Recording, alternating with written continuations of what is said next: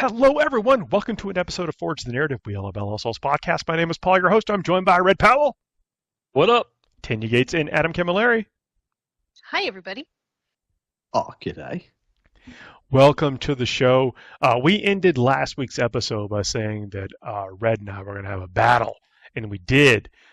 And we'll talk about that in just one second, but I also want to tee up in this episode, we're going to talk about two army lists. We're going to talk about Emperor's Children army list and World Eaters army list ideas. If anybody out there is just getting going, that is, hopefully we give you a little bit of something to kind of sink your teeth into if you're just trying to get going with those factions. And the week after, we'll talk about some Death Guard stuff, but here's a little spoiler for Death Guard. I hope you like painting poxwalkers. But more to come on that. Welcome, everybody. How are y'all doing this evening? I'm doing really well. Yeah, it's been a beautiful day here. I went outside and I actually did the thing that nerds don't like to do, and I touched some grass. It was great. Whoa. I was hoping you were going to say exactly that.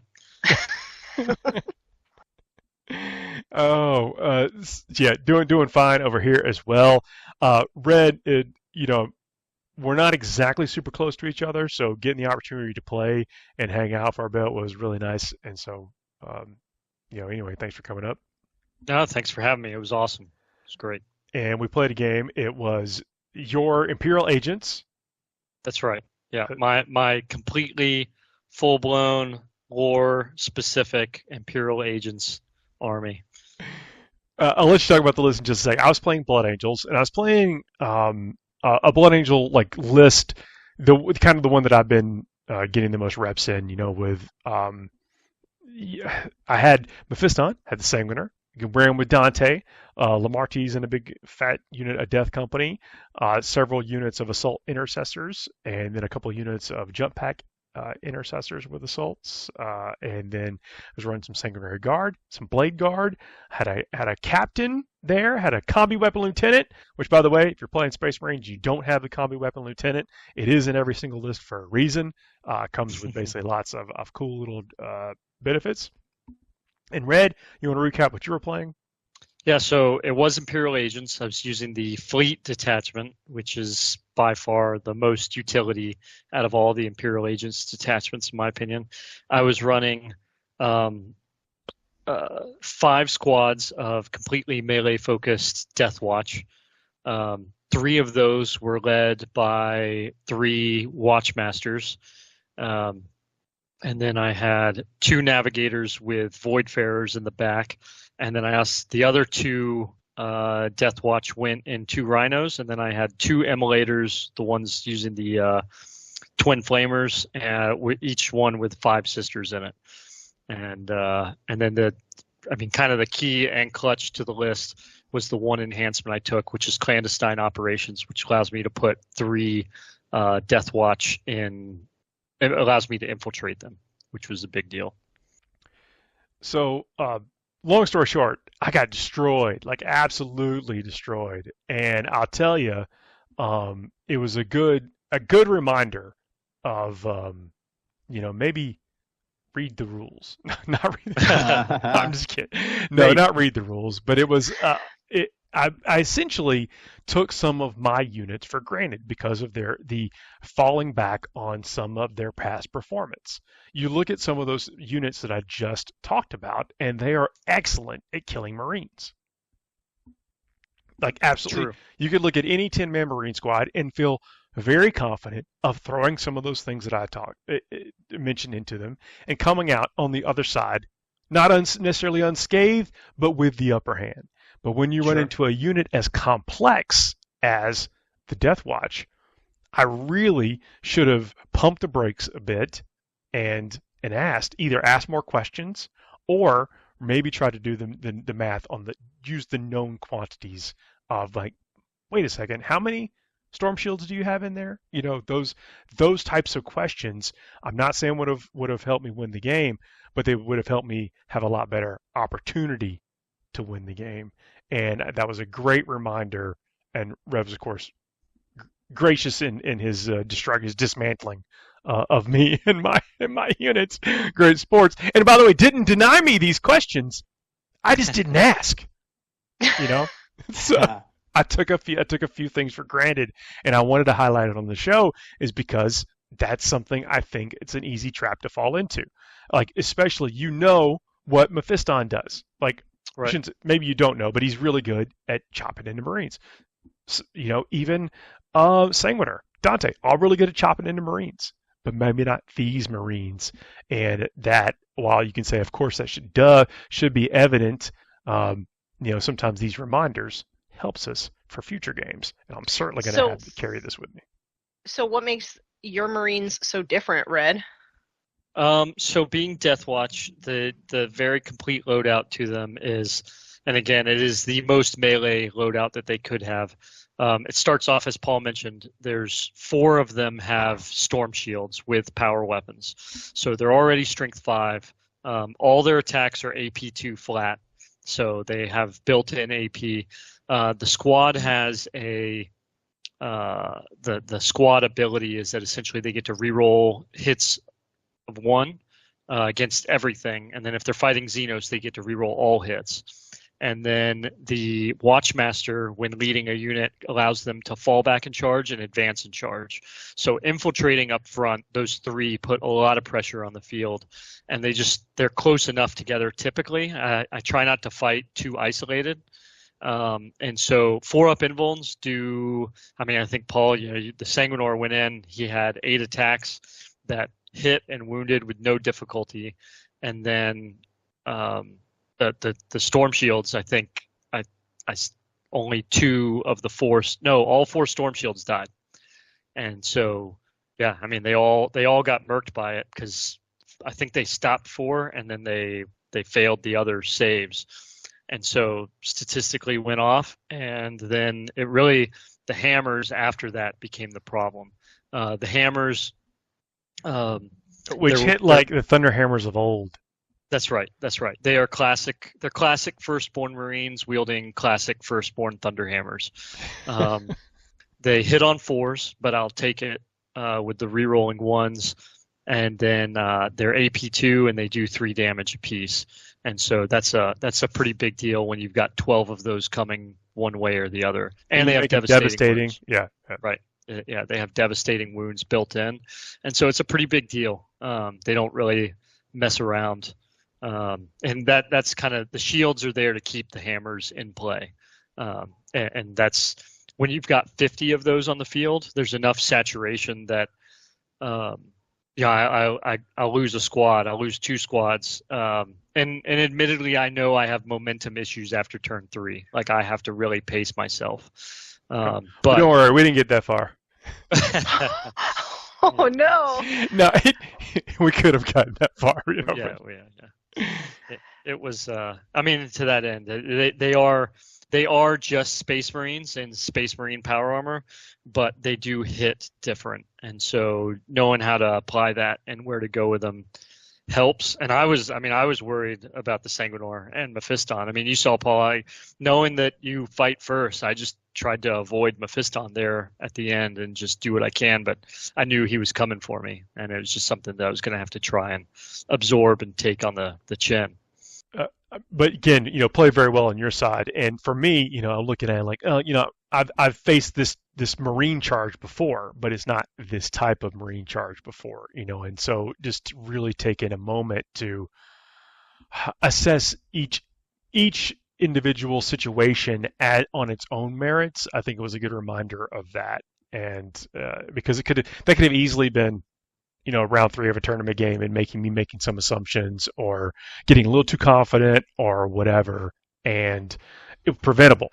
Some of what happened was very preventable. Sure.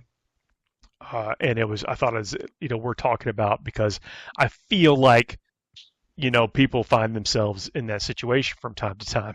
Adam is back. So I am. But anyway, it was a really good time. Real, of course, real fun. And anytime you get to put models on the table is awesome, and spend some time together is very cool. But again, the power armor is not the same power armor in every situation, and there it was, all strewn about the battlefield in bits and pieces. So I have a question for you, Paul. If you could go back and do it all over again, what is something that you would change in order to maybe get a different outcome? So that's a good question. So I essentially ended up feeding units to the fire to where I could have very, very doable to do that on a different rate than I did it because I was, again, going back to more confident that this unit's going to come in, I'm going to give it a charge, and then I'm going to kill it, and then I'm only dealing with 2 units. That's not what happened. I essentially gave it a unit, didn't kill the unit, and then I'm still dealing with 3 units where I have fewer units, and that was very changeable. Now, again, I'm not promising a difference in the outcome of the game, but the game would have been paced much differently.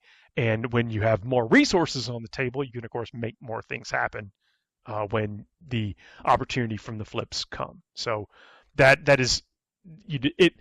At the very least, and maybe even the very most, I would have changed the rate in which I sacrificed units. And and building onto that too. I mean, for me, just because we'll talk more about World Eaters here in a little bit, but like I've played so much, I enjoy the melee mechanics so much that I expect to lose things. I expect that there's going to be an exchange because it's not just a one-way street like ranged. And so for many players out there, what I'd say, especially in something like this, Blood Angels, Death Watch, World Eaters, what have you, is like you have to stick through it in so many cases. Because like, I mean, Paul, you saw you could run a unit of mine down to 3 or 4 people, and I'd still keep trying to push into it. And I feel some players, especially when they see a 10 soldier unit go down to 3 units, they just they're done. They've foregone. But if you keep sitting there pulling everything you can out of all of those units, it helps you maintain whatever momentum you can. And I'm just so aware of the fact that I lose momentum so quickly as I start to get chipped down that I keep trying to push things in instead of foregoing any conclusions, because dice are dice, and so it's always something to keep in mind for anybody who's trying to play these melee armies out there.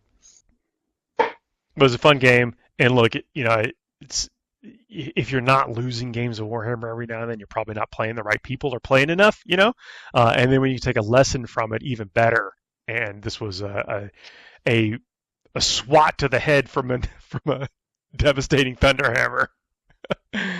Wake up call that hopefully I don't repeat, at least through not the same actions. And that's really the lesson, I think. But anyway, fun times. Enough about that. Great to play and get some models on the table. Certainly learned a lot. Let's talk about where we'll start. Emperor's Children. Start with Emperor's Children. They came out first. So let's do it. So, what was the mandate you gave us, Paul?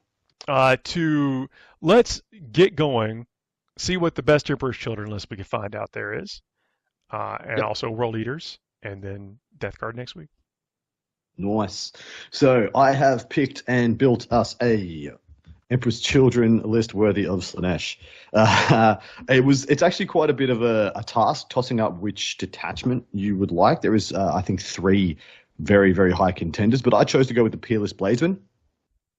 And this is simply because the detachment rule gives you lethal or sustained hits on the charge, and seeing as your whole army is advancing and charging, essentially as long as you're towing the lines on the T's and C's, you kind of have lethals or sustained on demand. And both of those keywords are really quite good at handling a couple of the different issues that Emperor's Children come up against. Most notably, I think Emperor's Children have a strength problem at times, so they can have a lot of strength 4, strength 5, strength 6, and their best strength on infantry is strength 7 with lance on the Lord Exultants. So I chose this one because I think it has the across the board most even distribution of detachment possibilities, and also I think it's just got 3 absolute banger enhancements that really change the course of the game, or really change the complexity of how you go into this army. From the top, we have 1 Demon Prince with wings, who is the Warlord, and it has distortion. Really? Yeah, I'll shut up. I'll let you do the list. I'm sorry. The advance and charge on the winged demon prince is something you just have access to in this army, so you go faster more better is the premise here. And I put the enhancement distortion on there, and that is add 1 to the attacks and damage characteristic of melee weapons equipped by the bearer, so going to a lot of attacks at high damage. Distortion princes, baby. I think it's going to be really good. Now here's where it gets spicy. I've got a second demon prince with wings. This one's got nothing on it. So the reason for this is that because your shooting also will have at times struggle with high toughness targets. Doing the charge mortals, I believe, is essentially essentially your demon princes get a free grenade stratagem. Let me just read that out to you, everybody at home. Once I find it. And I think this is actually one of the key strategies for the army. So the Winged Demon Prince comes with a couple of special rules. Each time this model enters a charge move, select one enemy unit within engagement range of it and roll a d6 for each one of those, each model's remaining wounds. For each 4+, they suffer 1 mortal wound up to 6. So you roll 10 dice when you're at full health. You move 14 with advance and charge. So you can be going 20 inches and declaring a charge with this guy. And each time an attack is allocated to the model, -1 from the damage. So it has inbuilt -1 damage. And then with distortion, the distortion prince will have 7 attacks at strength 8, AP 2, 4 damage. So, and that 4 damage is really key. We're starting to see more and more 4-wound infantry, 4-wound monsters, things like Wraith, in Canoptic Court or Awakened Dynasty for Necrons, and in a myriad of other places. Also, Death Guard getting 4 wounds. It looks like there is a lot more of that 4-wound profile you're going to need an answer for. So, Distortion Prince is here to save the day. In addition, the charge models are a great way for dealing with transports. So you'll notice when we get down the list, the long-range firepower is pretty much just, and I'm not going to say pretty much, it is just Noise Marines Blastmasters. And they can swing up or they can swing down versus a lot of transports. But you add in the fact that you're likely to do, 5 mortal wounds on the charge with one of your Demon Princes, you can crack those transports, pile in with the Demon Prince after you've done it, because you're doing the models in the charge phase. They'll then disembark, and then you pile into them and you clean them up. So it's a little self-contained problem solver. Past that, we have not 1, but 2, but 3 Lord Exaltants. These are your melee Chaos Lord equivalents, 2 of which have enhancements, the first one being Rise to the Challenge. And this is so very good. Once per battle at the end of the fight phase, if the bearer is within engagement range or 3 or more enemy models, it can use this enhancement. If it does, the bearer fights again. So you can fight twice. Did you like fighting once? How about fighting one more time? Correct. So if you're going into a super durable unit, you can fight for a second time, or if you kill a first unit and manage to pile in to a second unit, you can go and fight that one too. And then as the other Lord Exaltant has Blinding Speed, which is the once per game fights first, which is extremely good on a mid-board trading piece, which these guys will. And then at the third Lord Exaltant, because. And then we got 3 Lord Cacophonus. So I've spent a clean 1,000 points of my army on characters. So 3 Lord Cacophonus, each with the double Screamer pistol. So I've skewed the power weapon, which I don't think is worth it. You just need more gun. And of course, the absolute legend that is Lucius the Eternal. Then we have 2 Infractor squads. Sorry, 3 Infractor squads. These are your scout units. So they'll go inside the rhinos. They'll scout up with the lords, and they'll get stuck in. And then the 2 Tormented units to infiltrate and sticky midboard objectives ASAP. Then we have 2 Rhinos and 3 units of 6 Noise Marines. So essentially the way I see this working is you're going to be going into the middle with your Lord Exaltants and Infractor packages, and then trying to get an investment from your opponent, trying to get them to come in and play the game. And of course, if you go first, you're going to sticky a couple of the midboard objectives and get out of there with your Tormentors, causing your opponent to need to take action in order to, get the game going back their way. So it means you start off, even if you go first, kind of the first trades should be on your terms if you're positioned appropriately. And then once your Rhinos have deposited their, melee packages, melee trading packages, you then get Noise Marines in there. So I'm going to have 2 Noise Marines starting on the table, either inside the Rhinos or standing by to advance into the Rhinos once the melee assets have been shot out. And then they're just going to go and do Blastmaster drive-bys, as we call it in the biz. And then 1 unit of the Noise Marines goes on foot in reserve and will usually rapid ingress on a turn 2 or a turn 3 and try and get some good angles. You go in 2 Blastmasters per squad. Absolutely. Oh. So good. So good. And with the Cacophonous Lords, you essentially, because they kind of are the equivalent of 2 other Noise Marines with Sonic Blasters, and then give you the sustained hits. it's kind of adding. It's almost like you have 8 or 9 models in that unit that have the sonic blasters, and then you have the 2 blastmasters as well. So they're really, really good shooting packages. And yeah, that's my list. Any questions? Yeah. Also, the Blastmaster reason to talk about so good is 3 attacks, hit on 3, strength 10, neg 2 AP, 3 damage, ignores cover. That's with the single frequency, and the varied frequency is 6 shots, strength 6, neg 2, 1 damage. So very versatile in ETH range. Extremely potent, very good anti-Eldar guns all the way around, very good anti-infantry guns just as normal, and then of course the Blastmasters have the second profile that can kind of be good into everything. So I'm a huge fan of them. They are the best. I think it's not really in contention that they're the best shooting assets you have available to you in Emperor's Children, and so you just need to make sure you got a good quantity of them. Plus the models are sick. Models are absolutely sick. I had a little, just a for funsies game against Emperor's Children, actually, just a couple days ago, and I was playing a Dread Mob list, and it just did not seem like there was enough high strength shots to get through a lot of that armor. Do you think that this is still going to be a problem with the list that you've built? Yeah, so that's why the 2 princes are there, because you do just need something that's going to go brawl into a Lehman Russ.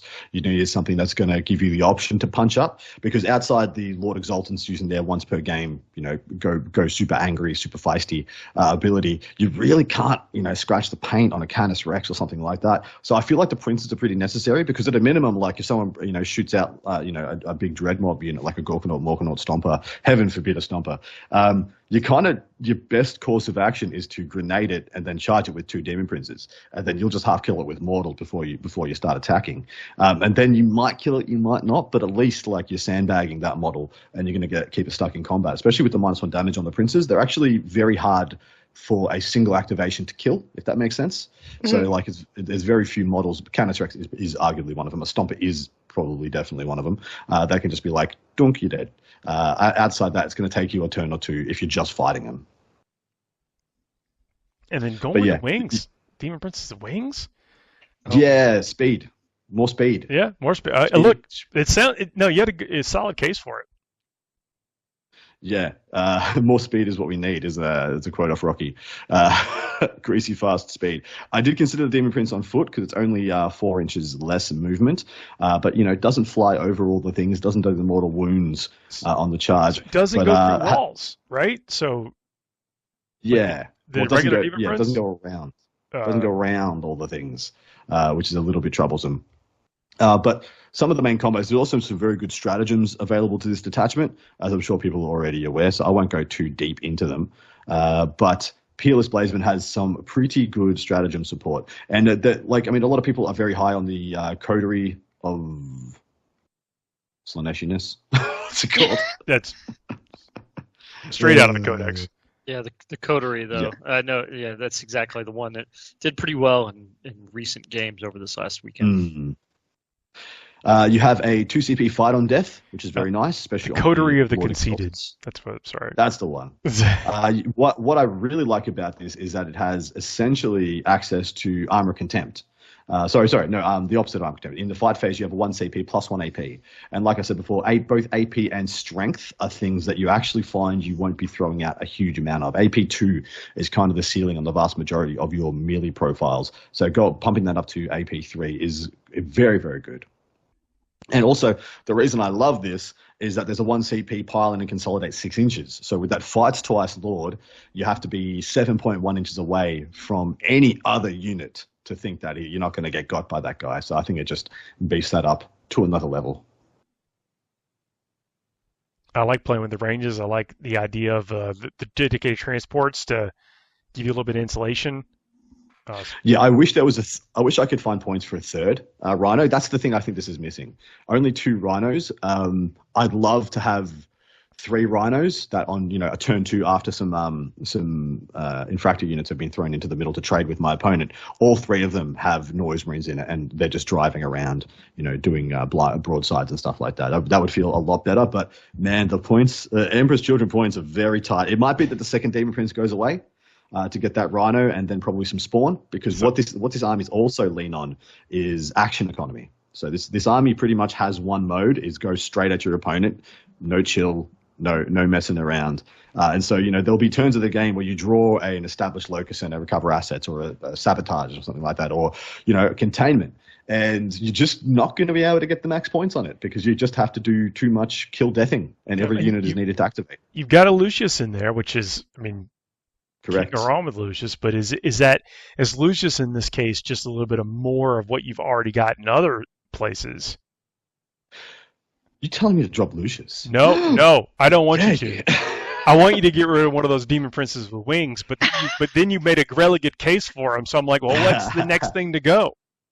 All right, we're dropping one of the demon princes with wings. We're gonna duplicate for the third rhino, and then we can get 2 units of chaos spawn. Yeah, 2 units of spawn. There we go. No, 1 unit of spawn. Sorry, and then I have 30 points left over to play with. But that's not bad because a third rhino. If all else fails, I can just have a solo rhino running around doing bits and pieces, and of course the chaos spawn. Both Paul and I are both absolute chaos spawn enjoyers, so that's not a bad call either. No, I'm digging it. And you also the 3 various the other foot characters in there because they're extremely good. They're extremely good, mate. They always punch up. They always, like I said about the Lord Cacophonist, adds like 2.5 Noise Marines worth of value to a Noise Marine unit for the low cost of 60 points. And then the Lord Exaltants are pretty much what you need to punch up. They're just very necessary. Without them, the melee profiles on your Infractor units kind of don't get the job done. You could find yourself, putting even a 10 of them into a unit of Astartes on an objective, and they pop AOC and they kind of just survive pretty easily. No, I like it. No, thanks for sharing. It does sound like a pretty good way, like a lot of utility, even still a bit of modularity with the change there, and does a lot of damage to your opponent, which is very fun. It's a little too hero hammery for my liking. I wish I didn't need so many characters, but it feels like the Infractors need the Lord Exaltants to get the jobs done that are necessary, and it feels like the Lord Cacophonus is just too cheap not to spam, right? I agree, but that's kind of where what I do, like when you're looking at building list, like, well, this thing is good, 1 of them is good, 3 of them must be amazing, like what's the max I can take? That must be amazing. Yeah. But remember that for later. Yeah, it's a good point. Put a pin in that. Well, so Emperor's Children are also dealing with the fact they have a very small sandbox of unit options. And so it just is what it is. Like if you're, and of course this is because they're a brand new faction, it wouldn't be surprised if in a year or two they get a new wave of various releases or whatnot. I'm not saying I know anything, but stuff like that. We've seen it happen for Thousand Suns. We've seen that happen for World Leaders. We've seen it happen for Death Guard multiple times. So this is just like the genesis of Emperor's Children in the game. So if you have to play with, spammed out units, you don't have that many to choose from, and no one can really have a go at you because you're like, what, you want me to tell Helldrakes? Like, I'm sorry, I'm not taking Helldrakes. I agree with what you're saying, but I guess what I was trying to intimate is that sometimes that third one is just more of something that you may already have enough of with the first 2, and that third may be a swing into something else, and you may learn that after you play a few games. Well, you play 2 or 3 games, then looking at what you've got your 3 ofs may be where you go to alter to make some changes. And maybe the list is great for today's meta. Maybe you need to change it a little bit in tomorrow's meta, because living, breathing the ogre, and that's anything that you've got the third one of is something it's on the watch list, of a short list for change. Yeah, because there is a diminishing returns, right, to taking the same units, doing all the stuff. So maybe. 100%. Yeah, sometimes not though. Sometimes you just minis you want, and that's just the minis you can get. That's good. But thanks for sharing. Let's take a quick break. We will come back and talk about some more leaders. FTN is brought to you by Discount Games Inc. Please visit them at www.discountgamesinc.com. And don't forget to ask Jay about ways to save even more on your hobby projects. We are back, everyone. Please check out our sponsors. The sponsors really keep all this flowing. Everything free for everybody. Helps us with the show, keep the show up on the various platforms that we do. And so show them some love and go check them out. Discount Games has been a sponsor for a long time. great folks to work with, especially when we're talking about things to pre-order. If they're definitely a resource, check out your local stores, check them out, get it. You will not regret checking them out and seeing what they got. All kind of game stuff. Go to the website, and don't forget to do what the prompt asks you to do. We said we talked about Emperor's Children just a second ago. Going to talk about World Eaters today. Red, you are a well-known World Eaters player. Yep. And with that, I just want to come out the gate swinging again and saying that I've found my new Vindicator. I did, and we're gonna get there. They did it. I mean, they gave it to me. I appreciate. There's. Again, I said it last time when we were talking about World Eaters. I do think that this is the best World Eater Codex I've seen since Khorne Demonkin, which I think was the height of. I mean, it was we were 7th edition, and World Eaters were off the chain with all the things you could do with blood tide points, and they've even built that into a certain degree with the detachments here. But anyways, onto these lists. So my first one, just complete throwaway, just because I had to build this. We're getting more than one list. Oh yeah. This one, we're just going to skip off this one. This is like, we're just going to bounce right off this one because as much as I love it, I'm not going to run it right now. It is Karn. Okay, so Karn's in all of them. If you thought Lucius was good, just watch it because Karn's going to get out and just ruin some people's day in the best way, fun-loving game possible. Then you've got 3 Jugger Lords, and I'll coin that phrase. If it's not already been coined, it's mine. And then you have 4 20 model Zerker squads for a total of 80 Zerkers. And so, and then you have some Jackals to hold that one back objective that you never want to actually sit on. And then you have some Spawn to just really throw right into the mix of it. And you could play around between Spawn or Goremongers. I think that's kind of, some of that's just depending on if you really feel you need to build that space out for infiltration, or if you're just going to have the Spawn that are going to scout and then just rush up as far as possible. And so 80 Berserkers, one of those being led by Karn. You can largely expect you're going to lose maybe 2 models to Karn if like somehow they avoid his squad and he can't charge 20 guys out there in the middle of it. But the other 3 with the Jugger Lords are going to move at 10 inches apiece, and they're just going to run down the field. And it's 80 models that are just going to mob the field. I think it sounds like a blast. Zerker Warband is perfect for it. And it's just so much coming at you. I do think that there's some appropriate things that can address it. I mean, guns are always a good strategy to start off with, but I think 80 is still just so many bodies to try and absorb. And so that's again, just really skipping off that. Comments, feedback, y'all got anything? Because 80 is going to be fun to see. Staging grounds with the terrain layouts, even in cover, people not killing as many as they expect to kill, even with their shooting, because like getting through that many bodies with multiple wounds and a good armor save, you cannot take it for granted. That's right. Yep. You just gotta. I mean, the blessings of Khorne with being able to pile in and consolidate 6 inches. I mean, there's just so much movement to it that it's gonna get where you need it to go in a lot of ways. And so that's just starting out the gate. It seems pretty like if you've been playing World Eaters for a long time, you probably have most of those models already. That's right. Totally do. In fact, I've got 2 different. I had 80 of the old Berserkers, and now this is. I'm working towards 80 of the new Berserkers, and so I'm excited to see what that ends up looking like. Now, my second list, which is really the advancement of moving past my desire to just flood the field with Berserkers, still the Berserker Warband. Karn's still in there. We've got 2. Jugger Lords, and then we have only 3 squads of Zerkers in this case, but it's 1 10-man that's going in a Rhino, and then you have 2 20-man squads, each with a Jugger Lord attached to them, so they get that extra movement. And then Karn delivered in a Rhino is really the perfect missile in so many ways. Rhino rushing and how we can get them up. You have jackals for the back, and then here we go with my newfound Vindicators of World Eaters. You run 3, right? Because if the first one wasn't good enough and 2 is just awesome, why not max it out with 3 Defilers?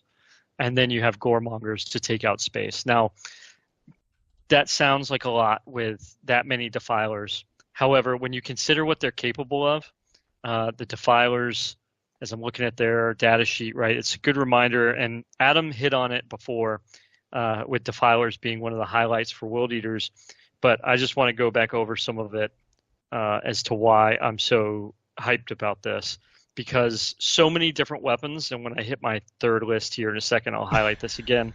Third list. Oh yeah, I came really prepared. I was super excited for this. With Defilers, when you talk about the Defiler battle cannon, and it has blast and rapid fire 3 at 48 inches, so 24 inches, getting that extra 3 shots, you're talking about D6 plus 6, hitting on 4, strength 10, AP -1, 3 damage.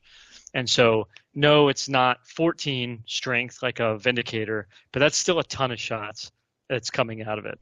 And then you've also, I'm running, each one of them will have the Reaper autocannon, so devastating wounds, rapid fire 4, sustained hits 1. So 36 inches, so at 18 inches, we're talking 8 shots. And with sustained hits, strength 7, AP -1,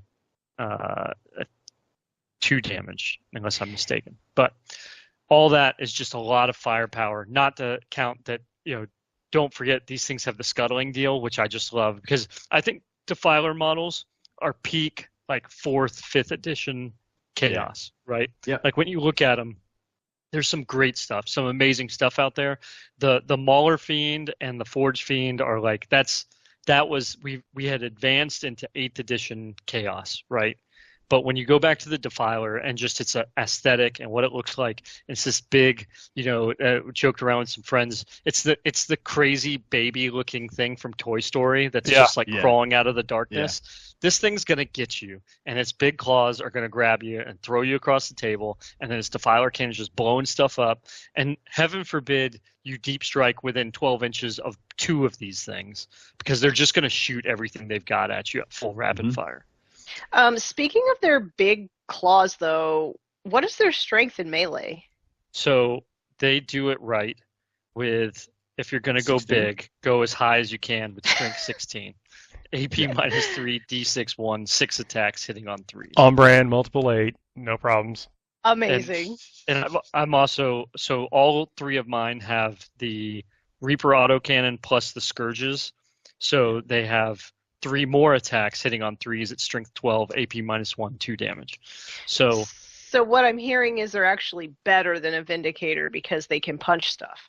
That's right, because they can punch things. Absolutely. And they move 10 inches and scuttle over walls. Like I can't, not to mention the other, you got to deal with 40 Berserkers with Juggerlords and Karn and his Missile Rhino. I'm pretty stoked. This is my highlight list right now.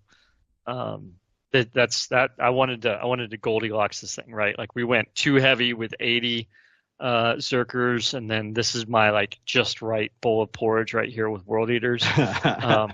And so that I'm really excited about that. Now, maybe a little too light in regards, because it's only this next list. I change over to the Goretrek detachment, which I do think that Goretrek is the higher skill list detachment in its approach.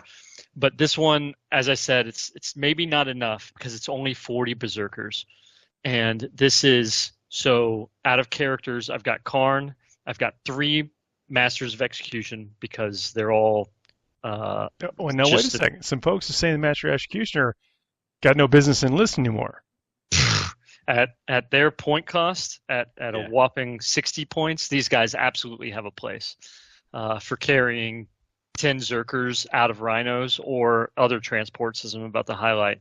And when we go into the ability to come out and then be able to reroll your charges and your blood frenzy is just enough that it's a big enough deal, right? Because we take into account the Rhinos or the strats from the Goretrek that allow you to get people out of sequence. it plays a bigger deal into how you use blood surging and making sure that that works appropriately. So just a good little thing to build into the utility of the list. Always bringing 1 unit of jackals, 1 unit of goremongers, jackals for holding the back. They do still have sticky, so it's a great little deal. While they did lose Feel No Pain, always good to remember they've got now toughness 4 somehow. No power armor, but somehow still tougher than Sisters of Battle, but we'll give it to them. And then goremongers to help manage space. And then here we go. So my transports for these 4 squads of 10 Zerkers, 2 rhinos, and then the other 2 transports, 2 land raiders. And so 2 land raiders sounds like a lot, but I'm telling you, these things are going to bring it. Like, I mean, really. Well, explain that, because this is one of those things where it's a unit where people have some type of feeling, some type of bias for a land raider. Right. But why in a World Eater list is a land raider seemingly more attractive than maybe some other detachments? Sure. And so when you take a land raider, right, it all comes in with everything we've always been familiar with, as far as it's got assault ramps. It can move forward, you can disgorge folks, and then they can charge, right? So that's a healthy amount of movement when it comes down to it. Land raider moving at 10 inches is going to be just as far as if they had a Juggerlord built in, but then they get the 3-inch disembarking, or you use the strat to get out within 6 inches, right? And then the next part being that once you're out of the Land Raider comes with the most basic Land Raider loadout is the las cannons and its heavy bolters. And just because they're World Eaters, I guess, because when you go back and look at the regular Chaos Space Marine Land Raider, it doesn't have this. But all of their las cannons have rapid fire too. And so what we're looking at is that if I'm shooting something within 24 inches, we're now shooting 8 las cannon shots out the gate. And then you have double the amount of, it is a lot. And we're talking 16 with 2 land raiders at T12, 2 up armor save, and 16 wounds. 240 points, you're, times 2, so 480. You are carrying these berserkers around the field and getting them there. We're taking the gore track detachment and fine-tuning it, not just with rhinos, but now with land raiders, to try and maximize this ability of getting out and getting back in and killing things and doing that.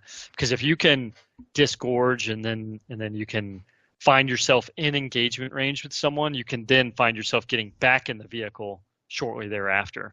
And so we've always seen something where you can do these things out of sequence is powerful. And the technique involved with being able to get out, get back in, and do that back and forth is going to really allow the mobility of this to take off while also being protected by some of these. I mean, rhinos, while 85 points are still nothing to scoff at for their ability to get something around the field.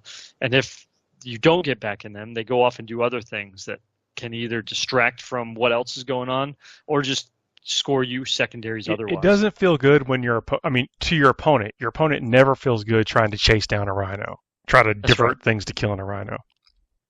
But so at this point, though, I've listed everything that puts me with just about 225 points left. And so I'm telling you right now, I'm going to use out of that 225 points on this list, I'm going to fit token defiler right in there for my indicator. Yeah. My defiler. I'm gonna say 6 spawn. Yeah. Well, I mean, it's a tough one, right? Like 180 points, like spawns 80 points. I do think that there's something to the defiler's ability to respond to things and put the hurt on the battlefield. That spawn are great, but I still think that some of these other things that are out there that are infiltrating, right? Nurglings, whatnot, like spawn are great, but I don't know if they're going to be able to do enough out there. I can see spamming them to a point, but I think I'd rather go with something like a defiler that's going to be able to pull in some more attention. Yeah. So those are my 3. I'm not nearly as deep as Adam with the Emperor's Children, but I did hit quite a breadth and maybe a little bit of a different approach, because you'll see, and it's not because I don't like them. I think there is a place for 8-bound and exalted 8-bound. But I thought going and leaning in my personally preferred direction of putting more Zerkers on the field. This was how we. I mean, did you have Angron in there at all either? I did not. I did, as much as I love him, and I'm not saying that you shouldn't take him. I think there are He's ways not washed. to build Angron is not washed. He's still powerful. That's right. I think he still has play, especially when you're looking at him for points values in relation to some other things. But I'm just leaning into the Zerkers as hard as I could, and with Karn as well. That this is where I found myself between these three lists.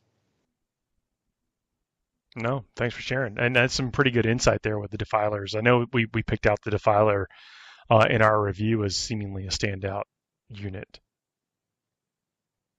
It's big. It's my new bingo card. You can scratch me off for Defilers now. I think the Forge Fiend's right up there as well. Just depends on what you want to be doing with it. I see it's really interesting to have Emperor's Children have what I would call a fully fledged multimodal unit, because they've kind of never had one before. They've always either, they haven't had shooting before really. They've had the Vindy, which could just shoot. And then everything else could literally just fight. But the Defiler is the everything. It's the everything package. It takes up a huge amount of board space. It has a premium data sheet ability. It shoots. It fights. It's kind of fantastic. It has. I don't have to work container or some of those smaller walls and barriers. It's just right over it. No issue. So the question I came to with mine is action economy. How's your list doing with action economy, buddy? Or are you just like, not here for it. Action, smaction. I'm just going to CP cycle those things away as soon as ASAP. Action starts with chain, ends with axe. That's right, yeah. And so for action economy, the first list I mentioned, it's almost non-existent. The second list, there's a little bit more in regards of, what's that 10-man Zerker unit doing versus the Jackals and the Goremongers. Yeah. The Gore track really has the efficiency, I think, when it comes to it, just because some of those Zerkers and the Rhinos and whatnot and where you're at, they can do that. It may not be the best thing for them to do, but again, between the Jackals, Goremongers, and Zerkers, they do have the ability to get around, and you could play more into missions with that that final list I mentioned than any of the other two. That really need to be putting pressure on the field as much as possible. The Gore track gives you a lot of flexibility. Does anyone else? This might be out of the left. This is a tangent, but does anybody else have fun, when they're having just a lucid moment, or they're in the shower just daydreaming about what the commander has to say to some of these factions to get them to go stand in a field to get containment instead of going for the opponent, or explaining to an orc that they have to establish locus, and they're like, huh?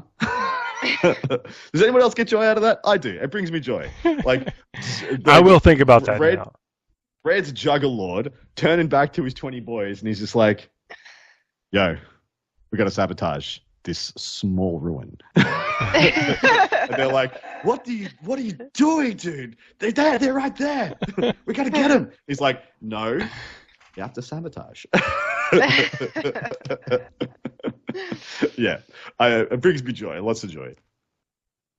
Well, hopefully that's some good list to get people grooving and moving on these new codexes that are coming out. Let us know in the comments what your thoughts are. What are you trying? What are some things you want to try?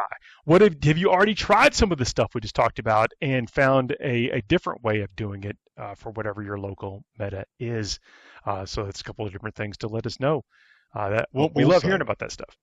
Let's put Paul in it. And you should also comment on which Death Guard detachment Paul should have to build for. I will definitely go with that. I will go with that too. But I think there's a few things I'm looking forward to playing with the Death Guard. You can build your fave. We gave Red 2. You can build your faves, and then you can do the one they ask you to. That works. Well, seriously, thanks for listening, everybody. Please don't forget to subscribe if you haven't already. To leave us those 5-star reviews. That means a whole lot to us. We will be back next week. See y'all soon, everybody. Have a good night. Bye, everybody. Bye.